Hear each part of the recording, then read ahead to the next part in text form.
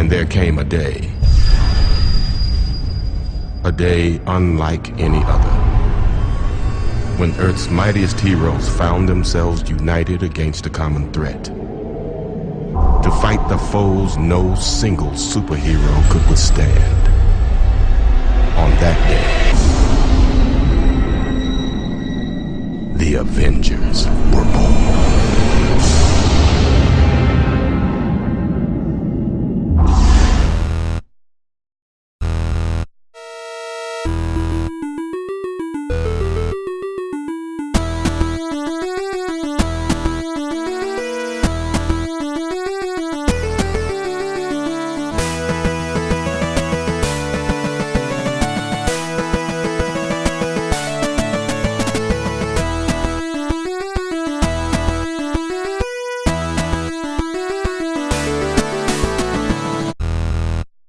This is the Utterly Nonsense Podcast, a weekly show where we explore the latest topics in entertainment, but really just the stuff that we feel like talking about at the particular time that we happen to record. So you can find us on all different places, you know where you can find us, and it'll always be free. But of course you already knew that because you must be subscribed if you're watching this, right? Unless you're new, yeah, which you might be because we took a week off, and this is late. It's coming out on a Monday and not a Friday, but that's because we wanted to take some time, gather our thoughts, and give people time to see this movie, because this week the only thing that mattered to us was Avengers Endgame. We are in the Endgame now. Well, the actual reason we're late is because you saw it a day after me, but yeah. Okay, so let's get into it. All right, shall we? So, first thing we're going to do is we will talk spoiler-free for a bit, just give you our thoughts on the movie in terms of how good it is, and expectations, and other things surrounding it. And then we'll give you a fair warning when we will go into spoilers, so watch out for that. Don't skip ahead too far if you haven't seen it yet. If you have, then you'll be good to go. So, first question, did this movie live up to the hype? You go first. You know, I think so. So first of all, I want to say I absolutely loved Endgame. I thought it was like the perfect conclusion to this phase of the MCU. I thought it was emotionally devastating to the point where, I was bawling afterwards. I could tell you just because I went with a big group to see Infinity War last year. I was broken after that movie, and I was broken after Endgame, for two very different reasons. But It hits a lot of the same emotional beats that you're used to in Marvel movies. It's a lot of fun. It provides a sense of catharsis that I think, people were expecting. Definitely. Because obviously in the last movie, it was a huge cliffhanger. Things are left off very grim and dark. And I think this leads in from that very well. Just the way, not that I expected, but the way that I wanted it to. It does a lot of things that I've always wanted to see happen in the MCU with all these different characters that have been built up this whole time. It hit a lot of beats that I wanted it to, and ultimately it was just a very, very satisfying conclusion to this 11 years now that we've been invested in this? So the first Iron Man came out in 2008, so it's been 11 years now. Wow. Yeah. It almost doesn't feel like that long, because if you think about it, that's not a huge window for 22 movies, 23? Yeah, I think it was 22. I think this was the 22nd. Yeah, have you ever heard of that? You could essentially count these movies in one franchise, and have you ever heard of that many, 23 movies in a decade? That's unprecedented. Yeah, they really achieved something that I don't think anyone thought was possible prior to this movie coming out, it's really just amazing what Kevin Feige and just a series of talented directors put together. I really don't think people would have thought it could have come to this point 11 years ago. I don't think it'll come to this point again. I don't know how much Kevin Feige specifically has had a hand in each of these movies, but I feel like he's definitely something that other companies like DC or even the Universal Dark Universe have lacked, is one guy there who will keep a consistent quality and, tonal consistency and everything like that, to just keep all these movies at a certain standard that people expect. Kind of I use the analogy, and it's not to reduce it in any way, but it's let's say you like Domino's Pizza. everywhere you go, you expect Domino's Pizza to taste as good as it does back home, right? Mm-hmm. And it's kind of like with the movies. You watch them and you expect them to be mostly as good as the other ones that you've seen, and you expect, a certain type of tone and everything like that, certain types of visuals. And I think they've really done that. And it's definitely the gold standard of how to build a shared universe on film. And I think it maybe forever will be. Except for maybe like somewhere after 2050 or in the 22nd century, maybe they might do something that could top it. Yeah, I mean, we'll see. Like, we pointed out when Shazam came out that DC is starting to gain momentum, but, they're nowhere near Marvel in terms of success, in terms of really any sort of metric that could compare the two. I do want to point out, like, as of the time we're recording this, Endgame's only been out for a weekend. It's already gotten the highest global box office returns of all time, or in a 1 weekend span, I mean. Yep. It passed $1 billion, which is just insane. Mm-hmm. 1 billion in 3 days. Actually, Yeah. It's 4 days. Yeah, well, technically, the Sunday returns haven't even come out yet. Like, we're recording this on a Sunday night, so it could have passed. It could have passed that point by the time this comes out. That's the insane part, Yeah. Like, for reference, like the first Avengers movie, I think its total gross was $1 billion. For reference, Justice League made 600-something million, and Avengers did that like overnight almost, or like in a couple days. Yeah, I mean, it hit the 600 million mark, I think, the day after I saw it, which was that Thursday. So, yeah, I mean, it's insane just how much the fandom flocked to this movie. I shouldn't say insane. Like, I expected it to gross a lot out of the gate, but $1 billion, like, it's still insane though. Yeah, but it just absolutely. goes to show you like how big of a following it's garnered over these years. Yeah, so I mean, I forget what the exact metric was. I think Infinity War, I think, made around 600 million its opening weekend, which again is actually really impressive for a movie in general. It wouldn't shock me in the slightest if Endgame became the highest grossing movie of all time, especially when you consider Infinity War was the 4th highest, and that was like on the low end of 2 billion. Yep. So it wouldn't shock me if it got to that point. Give it like a month, I think it'll get to that point. I think Disney's investors are very happy right now. Without a doubt. They're walking around with huge pockets of gold. And like, to compare this to Star Wars, Force Awakens made around 2 billion worldwide, right? Yeah, that sounds about right. Yeah, but then The Last Jedi made around 1.3? I could be wrong, but it definitely didn't make 2 billion. So you kind of saw like a drop off from huge movie to the next huge movie, but Avengers, Marvel, it just keeps going. Well, Captain Marvel, which is like still playing in some theaters, made over 1 billion, and now this one did it in a weekend. Yeah. Well, I mean, and I can tell you for a fact, like, Captain Marvel's still playing in the theater by May, so people aren't over it. I mean, it's Marvel. They'll see any of their movies as many times as necessary, but yeah, I mean, it doesn't shock me in the slightest that it's sort of reaching this level of success, especially when you have just so much hype surrounding this movie for the past year, when you have so much hype as a result of Infinity War. I do want to say I think Infinity War was the better movie, but I also haven't had as much time to digest Endgame, and I've also seen Infinity War like 7 times, so yeah, I mean, it doesn't shock me. Well, I will say I did like Endgame better, specifically, and I won't say anything spoiler yet, for the reason that I think there were more plot holes in Infinity War that I could easily pick apart than in this one. And this one I was more like, there wasn't really anything too big. So, I'm okay with it. I'm satisfied. I walk out and I'm like, it was all very good. Very good. My mind is at rest.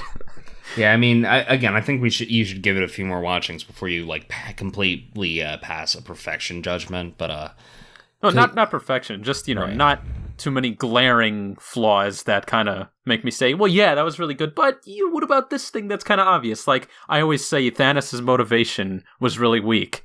Like the way it was explained. Like I've seen videos on YouTube that say Thanos is the perfect villain. Yeah. No, he wasn't. In order to have a perfect villain, he has to have a motivation that you could get behind. Like you say, you know what, if I think about it that way, I can understand. This is Thanos' motivation. Yeah, so my planet was like running out of food and stuff like that, so I decided to just start killing everyone. Not just there, but all around the universe. And yeah, you all should be grateful First of all, the population's just going to build back up again everywhere, so how is that a permanent solution? Second, you have something that can do everything, so why not just... I mean, like Neil deGrasse Tyson said in an interview, the universe is so abundant with matter that you never run out of resources anyway, if you're a spacefaring species. Okay, so couple things I have to say. So first of all, I do want to talk about Thanos' motivations in Endgame, just because there is sort of a drastic shift there from Infinity War. I shouldn't say drastic, but like we'll get into that in a minute. Just to defend Thanos' explanation, first of all, carrying capacities on an individual ecosystem, very much a real thing. Like some people who are way smarter than the two of us are predicting that by the time we hit a population of like 14 billion, we'll no longer be able to support it. Like even if we mined the Earth for all it was worth and gave to all those people, we'd just never be able to hit that point. Yeah. So, there's definitely something to be said about carrying capacity. That being said, we're nowhere near that point right now, and we still have people starving. As for it's true to the point that like a snap and just slashing half the population in half would probably cause as many issues as it would solve. But at the same time, I think Thanos' reasoning for doing that was, oh, hey, he's sending a message. Like, he can do this as many times as he wants, as far as these people know. He can do this to the point that, he could perpetually keep happening the world until they learn their lesson and until they stopped multiplying to an unhealthy degree. At least that was my reading. Yeah, like that would make more sense, like, to me, if his intention was to basically become a god in the eye of everybody in the universe. But I don't think it was, because he just retires to a little hut and starts farming grapes or something. He starts a little, wine farm. What are they called? Vineyard? Yes, he starts his own little vineyard. I thought he was farming corn or something. I don't know, it's sort of vague. I'm just making it up. Yeah. Okay, so I think we've gone as far as we can with the spoiler-free stuff. And for one last thing, if you haven't seen the movie yet, and you don't like Captain Marvel, I would say you don't have to worry, because she's not in it that much. She did not have as big as a role as I thought. That's not really a spoiler, that's just a commentary on the movie itself. So she's not in it that much to begin with.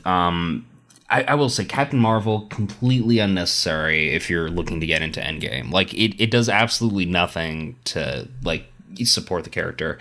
To the point where, like, and we were talking before we started recording about this, like, they built up Captain Marvel as being this ultimate force, like, the turning tide against Thanos. She has, like, no impact in Endgame whatsoever. And, like, again, there are some small moments where, like, she does have importance, but they could have easily written her out and no one would have noticed. Yeah, that's true. I think it's mostly true.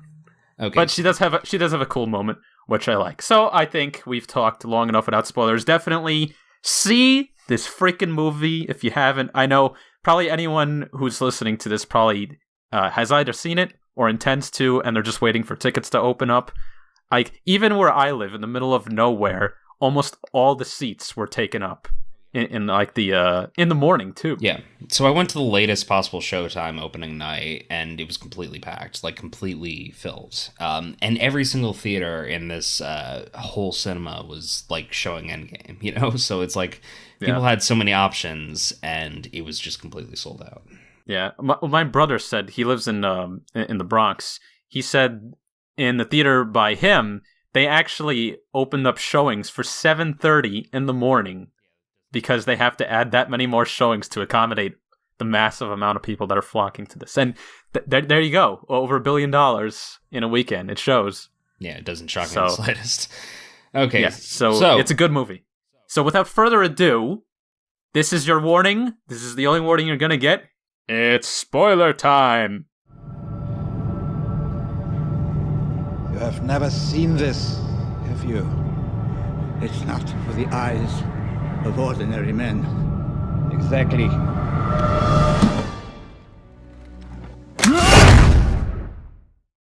Alright, so if you're still listening to this, you've either seen the movie or you don't care about spoilers. You should, but we're going to spoil it for you now anyway.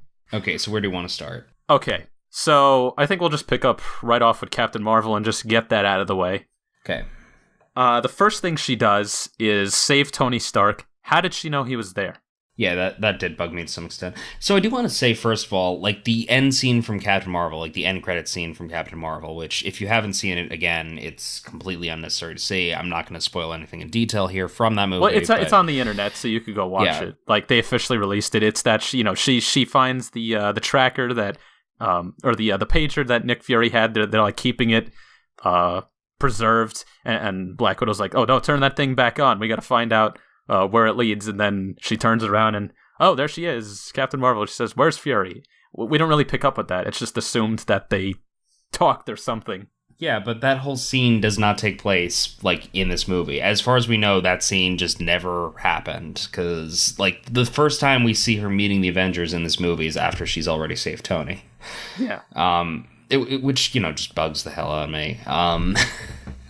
But yeah, so she's the one to save him. Well, no, I don't care that she's the one who saved him. I think it was going to be either her or Pepper as Rescue, which again, she makes a cameo as Rescue later on in the movie. Again, not that was great. Yeah. Well, it was a little bit more than a cameo. She actually does some action scenes, and those were again, she was only on screen as Rescue for maybe like 5 minutes. So I was expecting it to be either Captain Marvel or Pepper, but well, he was like light years and light years away, so Captain Marvel was the only one who could have saved him.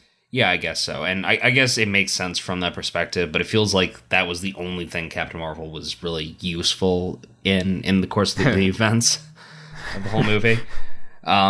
Maybe they said to themselves, "Hey, wait a minute, Tony Stark's stranded miles and miles away on a planet. How are we going to get him?" To give her something. Well, what character can travel faster than light? I guess this one. Okay, let's make her a movie.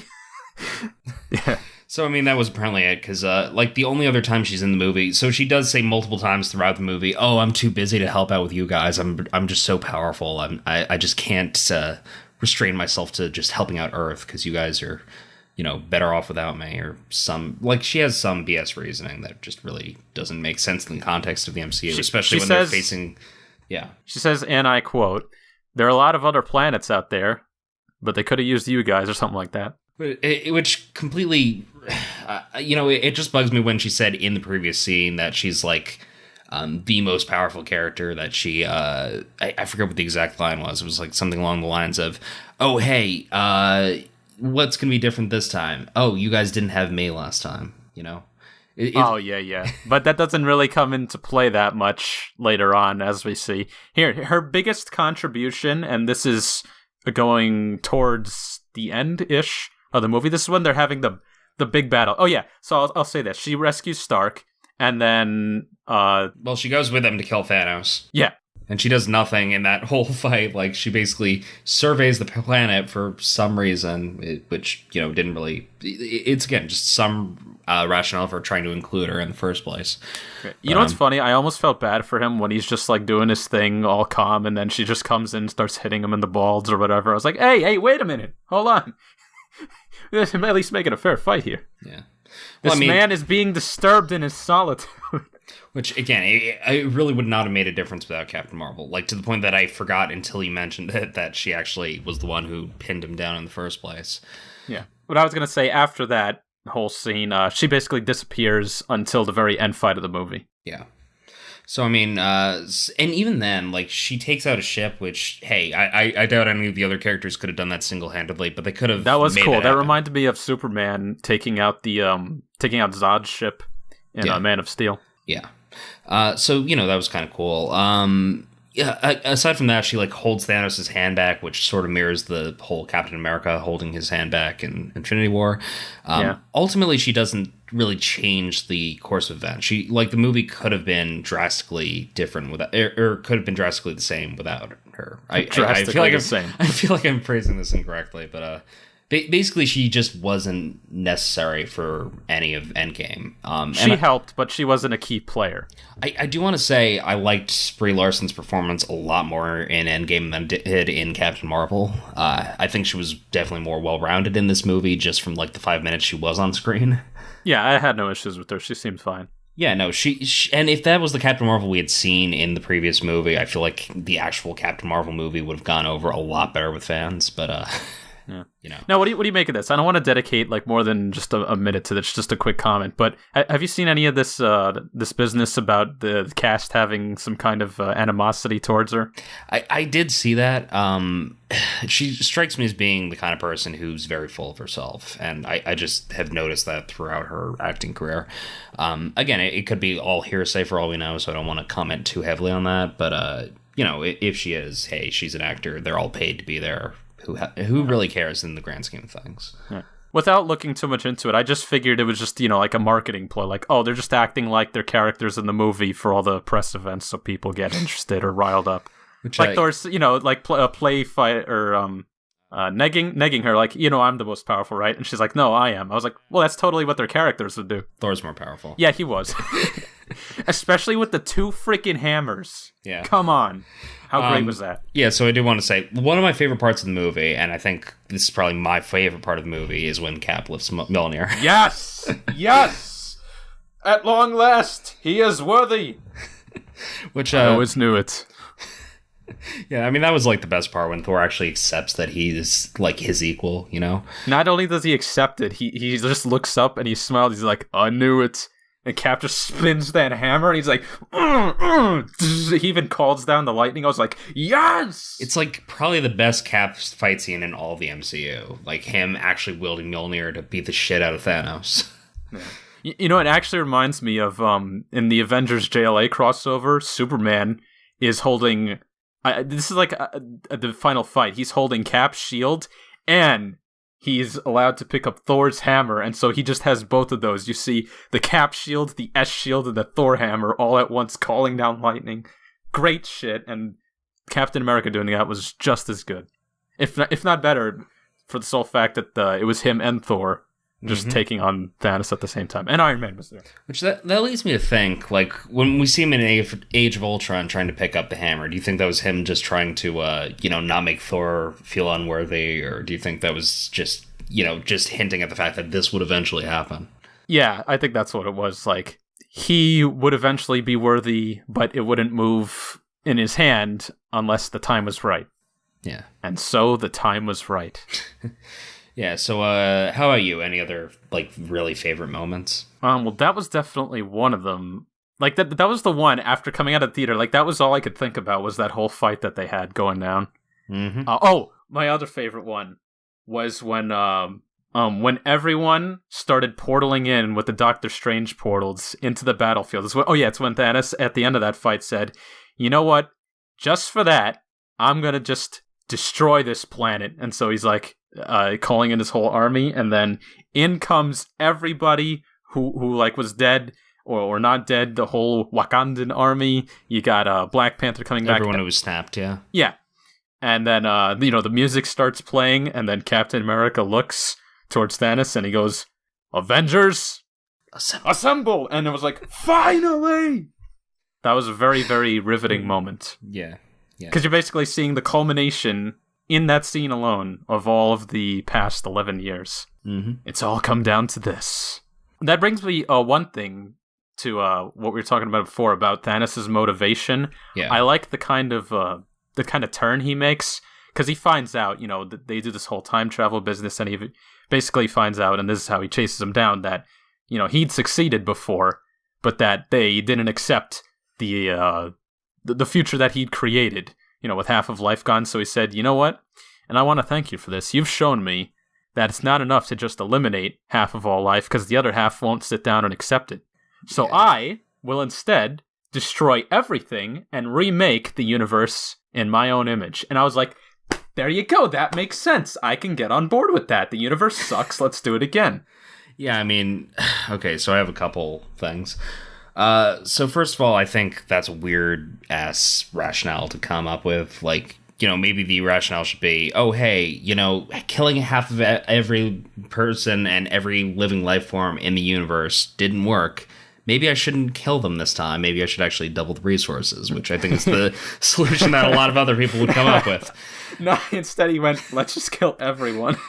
So the big problem I have with this motivation is, say he actually did succeed and snapped out all life in the universe and just recreated everything in his image as he sees fit. What's to guarantee if, like, after he's already gone, after he's dead, millennia, however long it's been, what's to guarantee that the subjects that he created actually like live in his own image? What's to keep them from like just reaching the same fate as the current iteration of characters in this universe? Well, probably, most likely, absolutely nothing at all. Yeah. Especially if he destroys the stones like he did at the beginning of the movie. Why did he do that? Because he just said temptation was too great? I think he figured, if he did that, then, they could snap back, or basically, I think he was trying to prevent the plot of Endgame from happening, and, he didn't realize time travel was the thing without the time stone, so...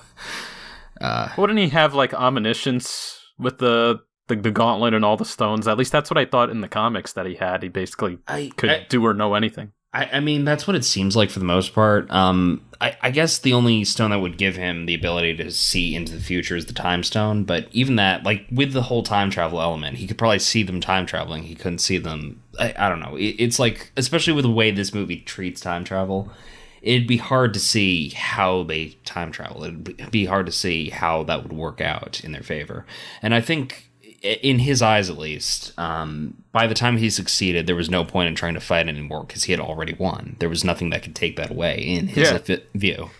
My funniest comment that I saw on the internet about the end of Infinity War was, why is there another movie when Thanos has already saved the universe? Yeah, no, I saw that. Yeah, I like that.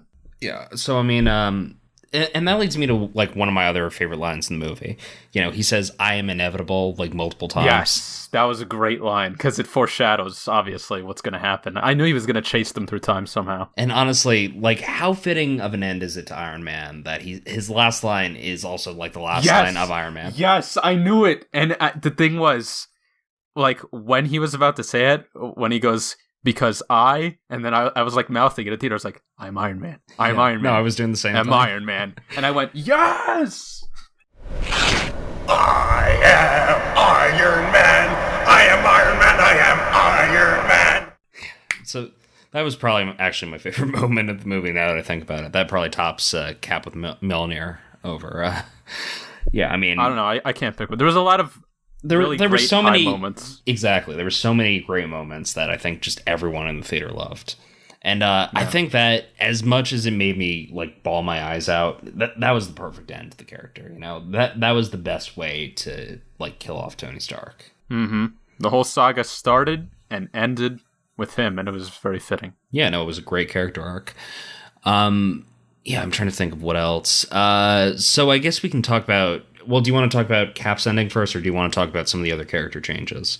Well, the next thing I had in mind was going on to the trouble with time, and how the time travel is, I think, a little confusing a bit, especially in the beginning. Yeah. Like, what was it that Banner said? He said, you can't just simply go back in time and change something and then it'll fix the future, because now that the act of going back in time is your future. Yeah, it's like, if you travel back in time, that past now becomes your future, right? Right. I don't really get that. So basically what he's saying is time isn't like a straight line. You go back in time, you're not going to like change... So you're not going to change your past. You're changing that version of the past. You're basically making a copy of the pre-existing time frame and then changing that. Okay. So that's sort of the way they explain it, which doesn't really make too much sense. It would mean that time just doesn't work the way anyone thinks it works. Meaning if you go back in time and alter something, it won't affect the future? Yeah, that's basically what they're saying with that. So, so that's why, and I wrote a list of bullet points here. These were things that I was all thinking about. Like, okay, so they get all the Infinity Stones at various times that they know where they'll be. Nothing is different when they have them in the present, because I think they have Tony Stark's funeral, and then he brings all the stones back, right? Right. Yeah, so nothing seemed to be changed from not bringing them back right away. Yeah, so although I guess I the future of him would be returning them all to where they were, which I don't know how he did because they seem pretty hard to get. But that aside, I could ignore that. Just, so I mean, he I don't mind that part of it. I do mind, like, I guess it does bug me. Like, why would he have to return the stones if nothing he did in the past could affect the future? You know, like, I don't know, that just whole thing about time travel kind of bugs me, and that's sort of why they had all of the movie references about how time travel was done wrong in all of these famous sci-fi movies. I think maybe that was to just say we're not going to follow any of those rules, so don't even try to apply that logic here. Because I'm trying to apply it, and it just doesn't work.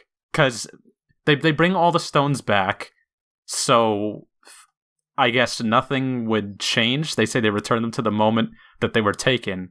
But then that means if the past wasn't supposed to be changed, then Thanos would still go and get them all. And then all the events of Infinity War would still happen?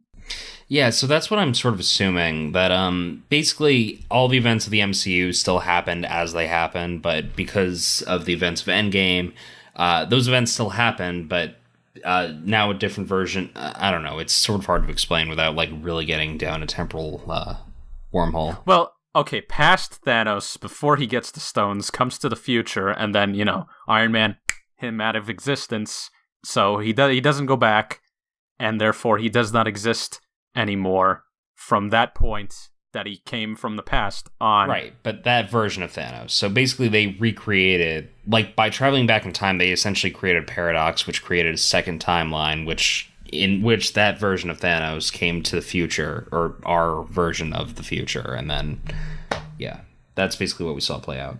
But before my brain fully falls out of my ears, Captain America's ending.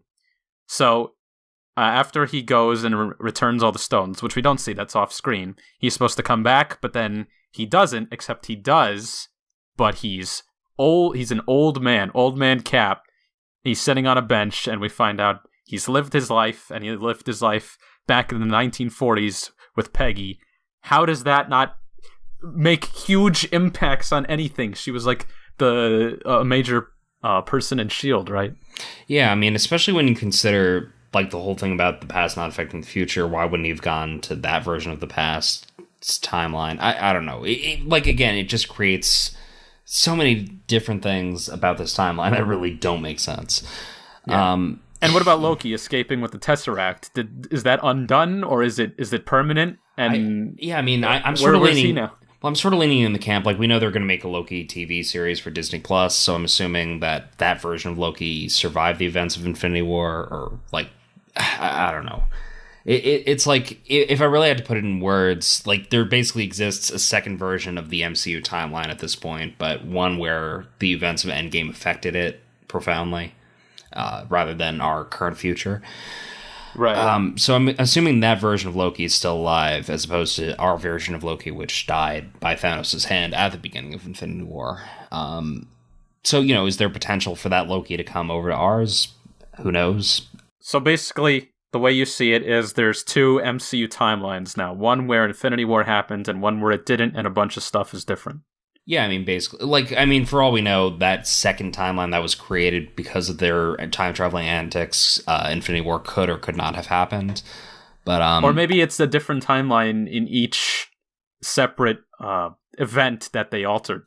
Yeah, I mean, it sort of goes down to the Doctor Strange logic of it all, you know, like, basically there's an infinite amount of timelines, infinite amount of realities. You know, I think, again, with that character in the mix, that gives us the potential to see some of these other timelines. And, you know, I think that's basically what happens. Like, they couldn't affect their timeline because it would have stopped them from tampering with their timeline in the first place. So they tampered with another timeline, you know?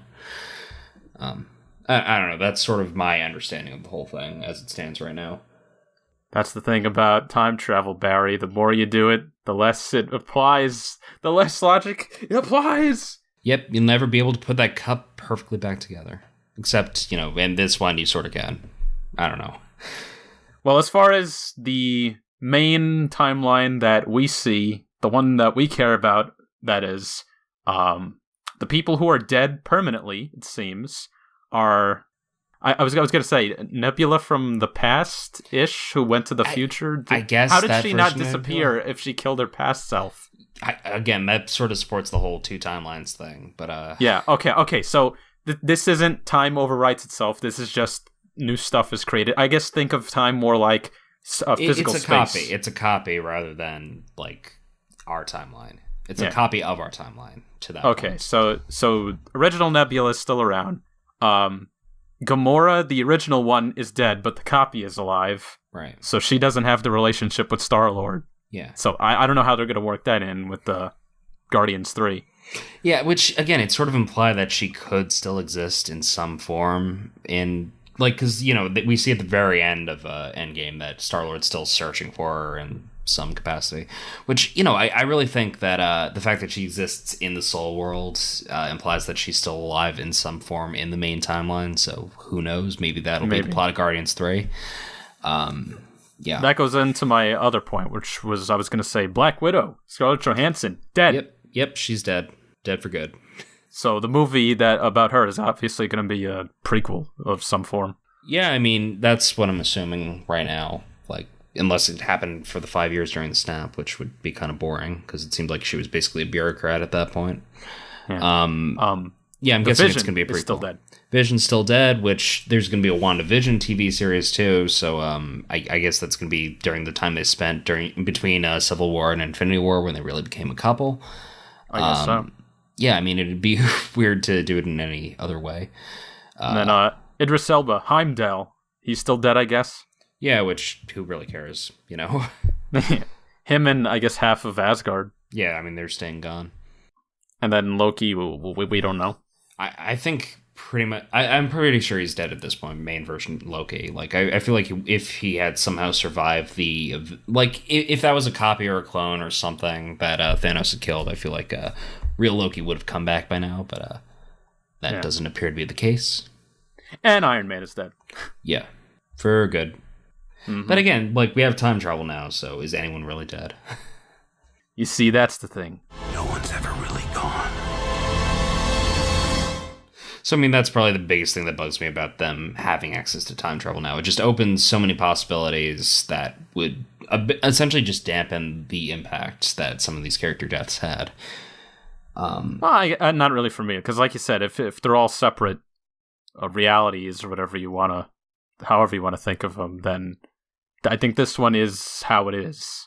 But they could write whatever they want for the future. Maybe they'd renegotiate a contract or two. Be like, hey, Robert Downey Jr., our movie's not doing as well as they did. Yeah, you want to come back, do a little cameo? We'll write it in somehow. So let's get into some of the character changes, because we didn't talk about Professor Hulk at all. We didn't talk about Fat Thor at all. Oh, yeah. Oh yes, that was another great thing. So for a while, and I thought they've been building up to it because they're saying, Banner's trying to get control of the Hulk. He's trying to change on command. The whole thing of that's the thing. I'm always angry. But then they kind of deviated from that in Ragnarok when it's like, oh, they're still really separate. In this one, they are one. Either that or it's just Banner has the Hulk power, and he has the personality of what was referred to as the Professor in the 90s version of the Hulk, where he was smart. He had Banner's personality, but he had Hulk's physique. Yeah, I mean, that's basically what we're seeing here. It's Banner essentially in full control of the Hulk body. To the point where he really has his features now. Yeah. So, hey, good for Banner. He finally got that power under control. Finally did what he was trying to do. During the 5-year gap, Banner gets his shit together. Meanwhile, Thor is just... he becomes your fat basement-dwelling gamer. He's the Big Lebowski, but fatter. Yeah. Did you notice, I thought it was really funny, I'm pretty sure they were playing Fortnite. They were playing Fortnite, yeah. Yeah, and of course that's because Fortnite has the whatever cross-promotion going on. Oh yeah, I think they had the whole Thanos was a playable character in Fortnite immediately after the release of Infinity War. Yeah, I think they might have that now, and you can use some equipment that the Avengers have, you could use a shield and the Stormbreaker. Oh, that's cool. So I want to say, Fat Thor I thought was good comic relief at first, but it's the kind of thing that wore pretty quickly on me. Like, I mean, he got comically fat ridiculously fast. Like, I know it was a 5-year span, but he's the god of thunder. Like, he shouldn't be able to gain weight that quickly. Like, he should be able to metabolize, I think, a little bit faster than that. Well, he wasn't fighting, and he wasn't channeling any thunder during that time. I don't know. For, like, a character that was shown as being essentially a god, it's amazing to me that he kept that weight on for the entirety of the movie. Yeah, I thought it was really funny how when they're in the Ant-Man Quantum Realm suits, that they specifically only show him from like the chest up, or the camera is looking at his back, because they didn't. I guess they couldn't fit the fake stomach in the suit. Yeah, I guess so. And then when he becomes Thor later on, or when he charges up with the lightning, I guess he just sucks it in while he's fighting. Yeah, I mean, he's still noticeably heavier, but he definitely looks like more of a hero by that point. Yeah. Well, that was another good thing. They brought his long hair and beard back. Yeah, which I thought was a much better look, honestly. Like, I like the braided beard. It looks more like Viking reminiscent, Yeah. I was a little tired of the short haircut. Yeah, no, I just don't think it really suited him all too much. Let's see, what else did I want to address? What did you think? Yeah, I mean, Ronan, I don't think there's really anything to discuss beyond the fact that, like, everyone knew that was what was going to happen to him, Yeah, I felt like he was doing that because he felt guilty for not being there during the whole battle, so now he's like trying to make up for it by killing all these drug cartels and whatnot. But yeah, go ahead. Yeah, I mean, I don't really have much else to say about Ronan. I was going to bring up the whole Ant-Man thing, how, do you feel like it's just sort of chance that essentially a rat brought him out of the quantum realm and caused the entire events of this movie to happen? Well, I mean, yeah, you could say it's chance, or that's how it was supposed to happen, whatever, but, they had to bring him back some way. Yeah, I guess so. So, I mean, that's all I really had in terms of Ant-Man. What did you think about all the female Avengers on screen for, like, that 1 minute?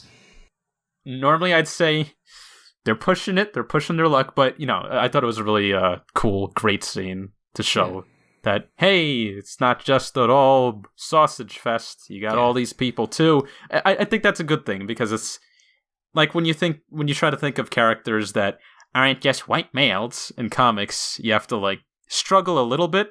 But here it's like, here you go. There they all are. There's plenty of them to look at. We got enough. Stop complaining. Yeah, so I mean, personally, I think it didn't really make sense in the context of the film, but I didn't like it. Didn't like bug me at the time. It wasn't the kind of thing that like really destroyed the movie for me. Yeah, it is a little bit like, wait a minute, why are they specifically gathering like that? But yeah, it's for the shot. So that's what I think. It's a little forced, but hey, I get what they were going for, and good for them for actually highlighting those female heroes. I mean. Clearly, it's not a franchise entirely comprised of white dudes, Yeah. But the primary audience still is white dudes. Yeah, without a Miss doubt. Larson. Which, I mean, the primary audience probably looks a little bit like Thor in this movie, right? Absolutely. So I think that's about everything we can think of. Tell us in the comments what you thought of Endgame if you saw it, or if you didn't see it yet and you still feel like commenting, tell us what you... Wait, no. You shouldn't be listening to this if you didn't watch it yet. Well, they listened to 30 minutes worth of spoilers, so, I think the warning's passed too. Yeah, so just tell us what you think. Tell us if it lived up to your expectations, if you thought it was better, or if you just liked it better than Infinity War. Yeah, where's the MCU gonna even go from here? I feel like this is the definitive end to comic book movies almost, but it won't be, because this is gonna make $3 billion, and they're gonna say, oh, we gotta make a ton more after this. X-Men, Fantastic Four, Sony wants more Spider-Man shit. DC's on a little bit of an upswing, so they're gonna get a little ballsier. Yeah. I think comics are here to stay in movies, at least until World War III. So without further ado, this has been Utterly Nonsense. You can listen to full episodes of the podcast on any platform where you can find us, and watch the clip segments during the week on YouTube, but I don't think there'll be any this week, but... Well, I mean, we could probably cut it into a couple. We'll see. Yeah. Okay, so thanks for listening, guys. This has been Utterly Nonsense. I'm CJ, that's John. You know the rest. 8-Bit Music, play us out. Bye.